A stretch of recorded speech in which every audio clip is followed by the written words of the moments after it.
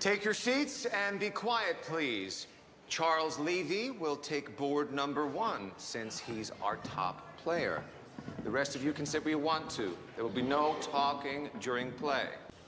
Do I start now? With board number 1. And then I go into the next one? That's right.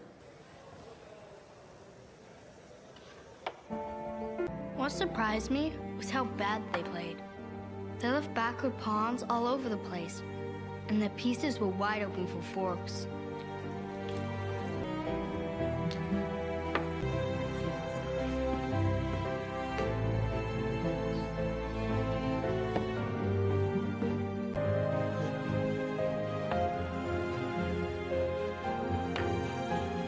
A few of them tried stupid mating attacks, but I took care of them. This boy, Charles Levy, he was supposed to be the best. I had his pieces tied up in 15 moves. I mated him in 6 more with a knight-rook combination.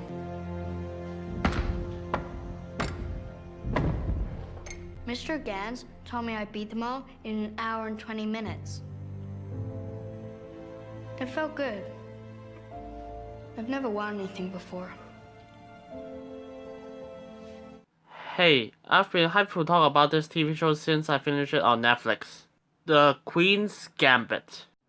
And so far, it's actually my favorite shows of 2020. And this show is actually so good, even my teacher thinks that I should watch the show again just to learn things inside.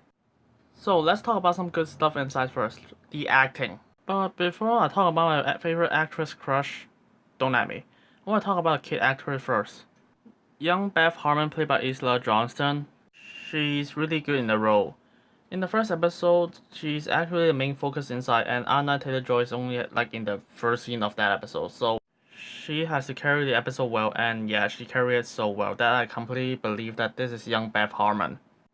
And now, let's talk about everyone's favorite part here. Anya Taylor-Joy. I'm telling you, she's absolutely wonderful in the role, and she's just perfect casting. Every scene in the show has always the main character inside, so you always experience the world with her. And most of the show, she doesn't even need to say anything, and her eyes already speaks 1,000 words towards you already. And her acting is incredibly subtle here, so when she eventually broke down, you feel so much for her inside.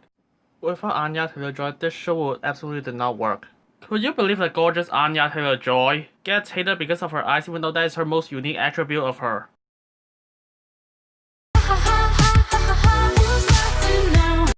And there's also a chess scene. Despite I know nothing about chess, the editing and the direction make it so interesting to just look at it. Of course, you won't care about chess if the main character doesn't work. Luckily, Beth Harmon is a brilliant character. On the outside, she's charming, funny, and actually kind to people. But at the same time, she has a bit of an ego, has some anger issues. And because something happens to her when she's young, which I won't spoil, making her hate the world, unwilling to open up to people, and chess is all she got because of it. Also, what I like about the show is actually the theme of actually her dealing with addiction itself. And the show doesn't shy away to just give it a 3-dimensional way of showing it. Instead of just saying drugs are only bad, it will only cause harm to her. The show actually instead gives us another point of view of drugs is actually help her at first become a better chess player and even help her win a competition. So when she over-relies on it, you actually feel for her much more because you actually realize that when it first helps her, it's just some warning signs that actually feels like butterflies which she needs to stop. This is the best portrayal of mental illness and addiction since Euphoria. I heard people that this show does not have any tension because she's way too good, even though I disagree with it. Because he does have training and there's a lot of folks that actually beat her, and she sometimes even struggles to beat a match. Even require outside sources to help. And I actually really like her chess journey. Yeah, she's really good at beating some small level stuff. But because of she be easy beating small level stuff, when she lost in the final round, you feel the more emotional impact inside. Watching her rise from the highest of highs, then just to sink down to the lowest of lows. And can't believe I'm doing this. Let's talk about fashion. Just to be clear, I'm not a fashion expert, obviously. And when I mean fashion, I mean the entire show's fashion instead of just her. The use of fashion in this show is actually really great. Instead of just showing, hey, is that Anya Taylor-Joy, how hot she is? It actually illustrates the time period because the show actually skipped years. Her love of fashion is actually being set up beforehand. And used to illustrate her financial income, and how she uses fashion to cover up how fucked up she is from the inside from other people.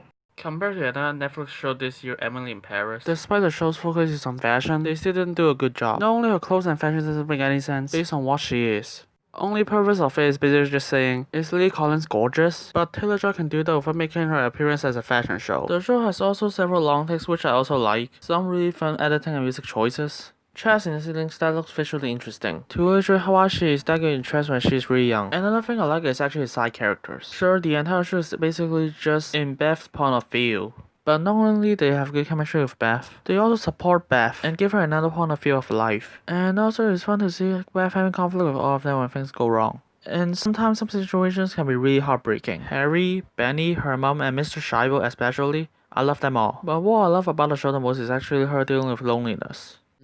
But what's fascinating about Beth and something that I learned through her actually is she's an inherently lonely person. Yeah. And she cannot see past her own nose. So she feels like she's alone the whole time. And what's beautiful about watching the show, and especially in the way that it culminates, is you realize that there were always people there that were willing to offer a hand and to help her out. But she couldn't feel it for herself. So the reason that she's not snobbish is because I think she genuinely feels alone. She genuinely feels abandoned. You heard from Taylor-Joy. This is what is so unique about this character is actually she's really alone, and I just love to see that how her loneliness affects her, including taking drugs and alcohol and pushing people around her away. And then come to realize that her entire life there are a lot of people actually helping her, including when she's just an orphan or when she is a chess master. Basically telling her that, Beth, there are people in your life that will help you. You are not alone. Also, the final episode of the show, there is a moment just like, wow, I'm just heartbreaking. And also the final battle of the entire series. It's such an emotional roller coaster. Just makes me end up going, yes, yes, yes! Seriously, no words can express how I feel. And I've never been that engaged for entire climax scenes. Avengers!